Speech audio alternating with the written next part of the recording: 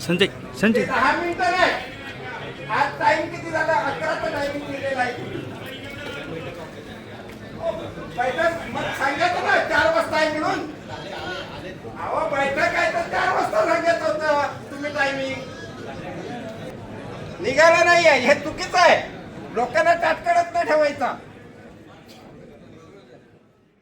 पालघर जिल्ह्यात पालकमंत्री गणेश नाईक यांच्या जनता दरबारात आज 8 मेला अक्षरशः गोंधळाचे आणि नाराजीचे वातावरण निर्माण झाले. जनतेच्या समस्या ऐकण्यासाठी आयोजित करण्यात आलेला हा कार्यक्रमच वेळेच्या गोंधळामुळे चर्चेचा विषय ठरला. जनता दरबार दुपारी 12 वाजता सुरू होणार असल्याचे अधिकृतपणे जाहीर करण्यात आले होते.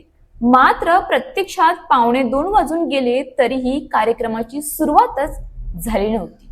त्यामुळे विविध भागातून आलेले नागरिक तासनतास उन्हात आणि सभागृहात प्रतीक्षा करत बसले होते. विविध समस्या, तक्रारी आणि मागण्यांसाठी मोठ्या संख्येने नागरिक उपस्थित होते. काहींनी दूरवरून प्रवास करून हजेरी लावली होती. पण इतका वेळ उलटूनही कार्यक्रम सुरू न झाल्याने संयम सुटू लागला आणि नागरिकांमध्ये उघड नाराजी दिसू लागली. जनतेचे प्रश्न ऐकायचे असतील तर वेळेची किंमत नाही का? प्रत्येक वेळी जनता दरबार उशिरानेच होणार असेल तर लोकांना बोलवायचं तरी कशाला, असे संतप्त प्रश्न नागरिकांनी उपस्थित करत प्रशासनावर तीव्र टीका केली. काही ठिकाणी कुजबूज, काही ठिकाणी थेट नाराजी व्यक्त होत होती. तर काही नागरिकांनी हे जनता दरबार आहे की प्रतीक्षा शिबिर असा टोमणाही मारल्याची चर्चा रंगली. कार्यक्रमाची जबाबदारी असलेल्या यंत्रणेवरही निष्काळजीपणाचे आरोप करण्यात आले.